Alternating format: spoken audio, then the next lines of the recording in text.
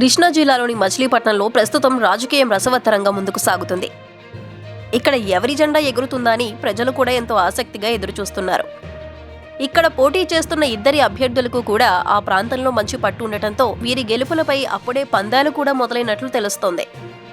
మచిలీపట్నం స్థానం నుంచి మాజీ మంత్రి కాపు నాయకుడు పేర్ని నాని కుమారుడు పేర్ని కృష్ణమూర్తి వైసీపీ నుండి పోటీ చేస్తున్నారు.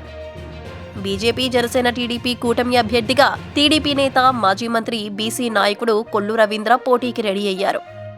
ఇక రాష్ట్ర విభజన అనంతరం 2014వ సంవత్సరంలో జరిగిన అసెంబ్లీ ఎన్నికల్లో టీడీపీ నుంచి కొల్లు రవీంద్ర విజయం సాధించారు.